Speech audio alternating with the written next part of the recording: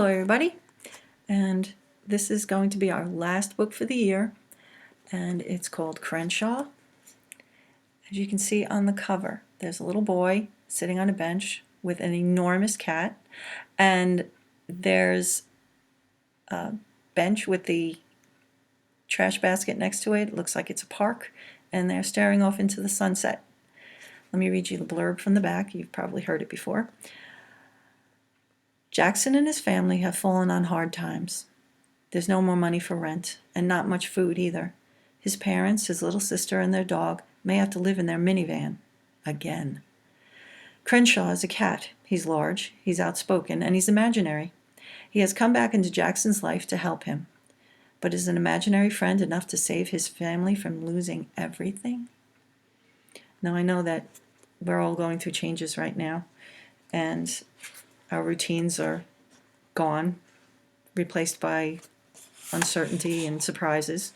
So I thought maybe this might be a way of us to think about our problems, our challenges, and perhaps put them into a different perspective. Okay? So here's chapter 1. I noticed several weird things about the surfboarding cat. Thing number 1, he was a surfboarding cat. Thing number 2, he was wearing a t-shirt. It said, "Cats rule, dogs drool."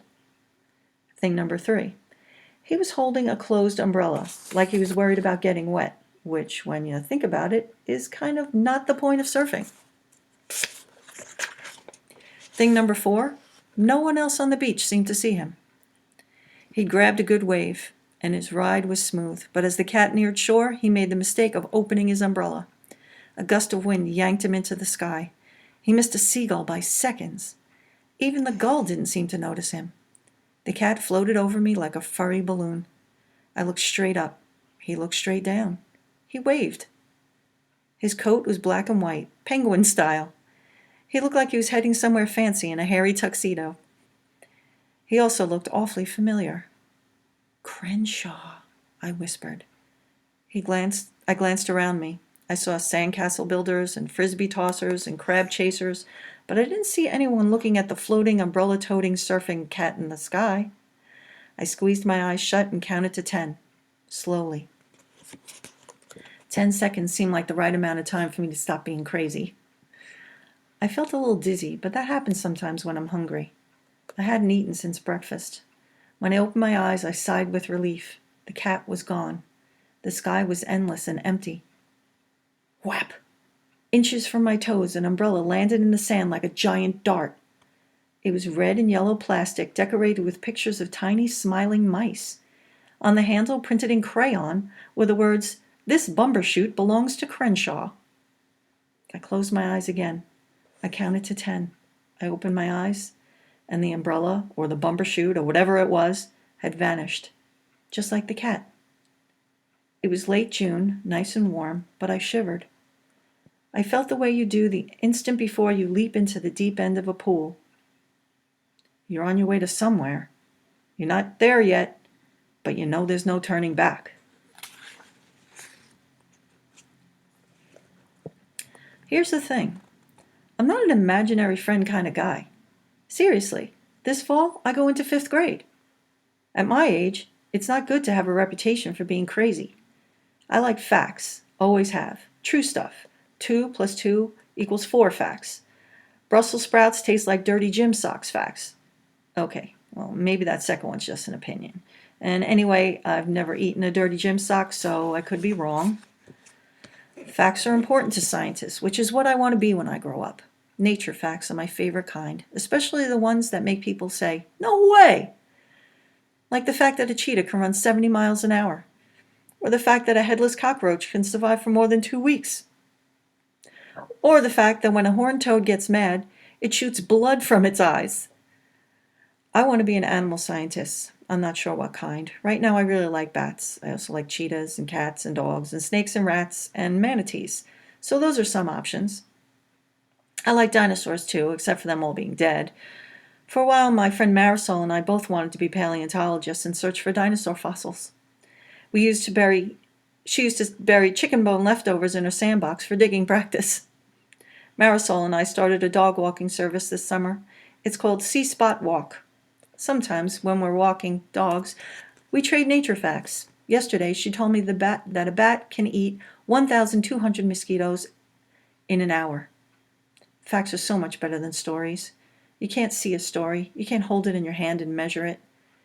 Well, you can't hold a manatee in your hand either, but still, stories are lies when you get right down to it, and I don't like being lied to. I've never been much into make-believe stuff. When I was a kid, I didn't dress up like Batman or talk to stuffed animals or worry about monsters under my bed. My parents say when I was in pre-K, I marched around telling everybody I was the mayor of Earth. But that was just for a couple of days. Sure, I had my CRENSHAW phase, but lots of kids have an imaginary friend. Once, my parents took me to see the Easter Bunny at the mall. We stood on fake grass next to a giant fake egg in a giant fake basket. When it was my turn to pose with the bunny, I took one look at his paw and yanked it right off. A man's hand was inside. It had a gold wedding band and tufts of blondish hair. "This guy's not a rabbit!" I shouted. A little girl started bawling. The mall manager made us leave. I did not get the free basket with candy eggs or a photo with the fake rabbit. That was the first time I realized people don't always like to hear the truth.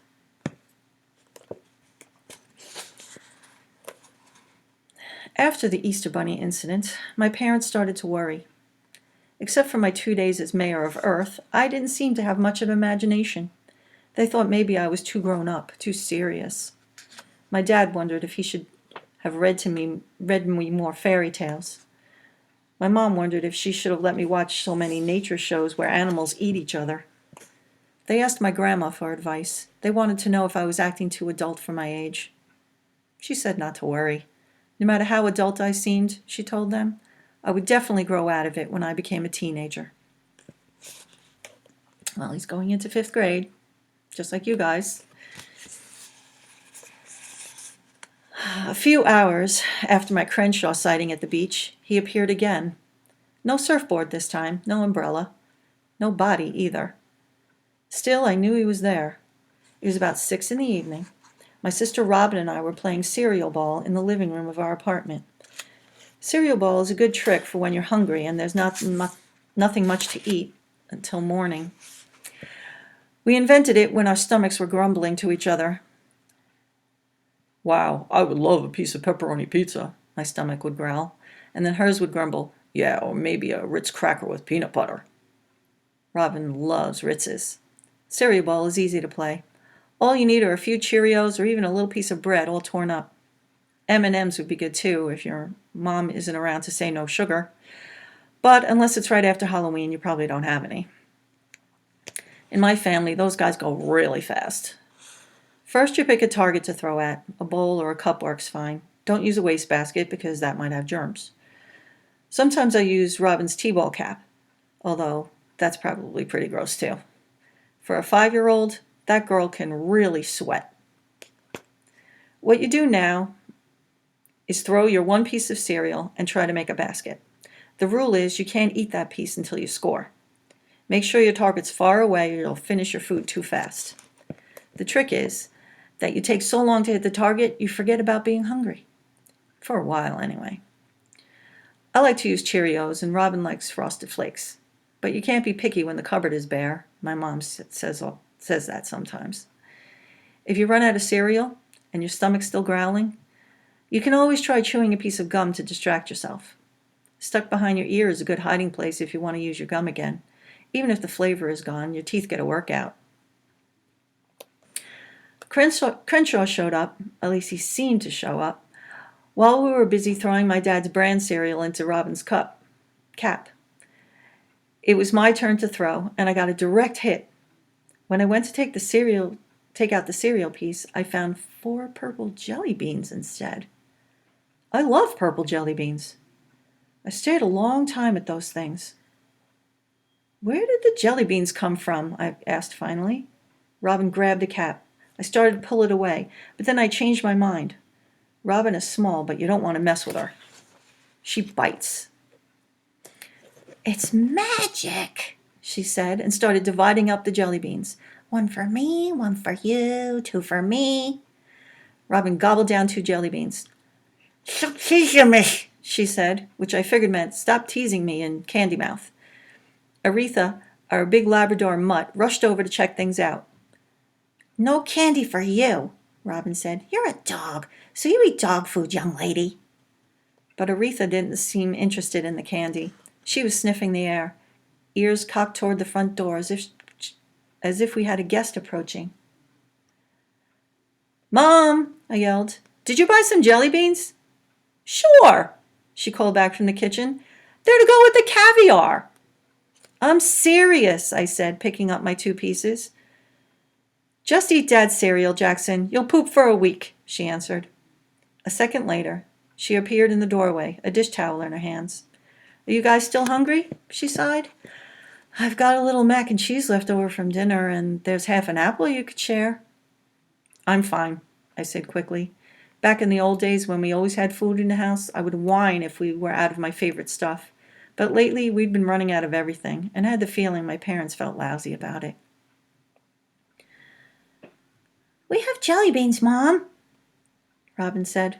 Well, okay then, as long as you're eating something nutritious, said my mom. I get my paycheck at Rite Aid tomorrow, and I'll stop by the grocery store and pick up some food after work. She gave a little nod, like she checked something off a list, and went back to the kitchen. Aren't you going to eat your jelly beans? Robin asked me, twirling her yellow ponytail around her finger. 'Cause if you'll want me to do you a big favor, I guess I could eat them for you. I'm going to eat them, I said. Just not yet. Why not? They're purple, your favorite. I need to think about them first. You're a weirdo, brother, said Robin. I'm going to my room. Aretha wants to play dress up. I doubt that, I said. I held the jelly bean up to the light. It looked harmless enough. She especially likes hats and also socks, Robin said as she left with the dog. Don't you, baby? Aretha's tail wagged. She was always up for anything. But as she left with Robin, she glanced over her shoulder at the front window and whined. I went to the window and peered outside.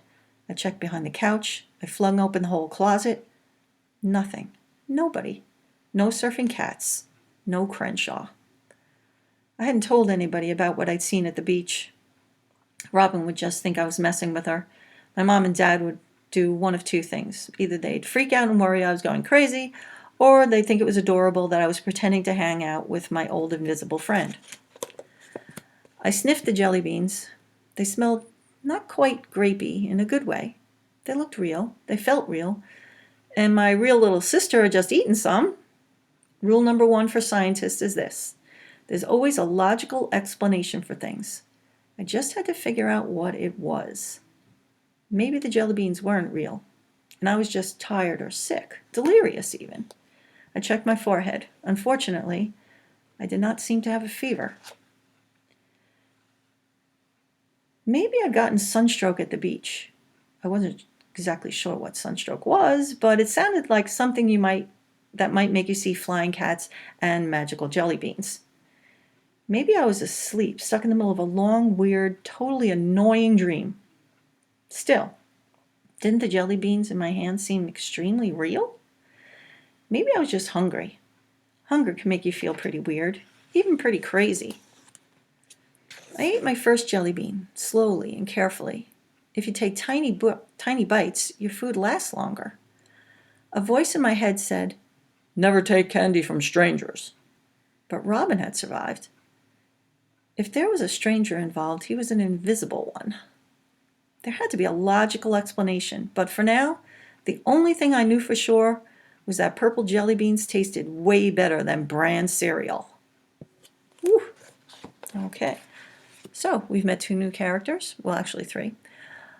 Jackson is the older brother going into 5th grade, and Robin is the 5-year-old sister, and we've learned that the family is going through tough times. They don't have enough money to buy a lot of food, so they're making do with what they've got. Alrighty.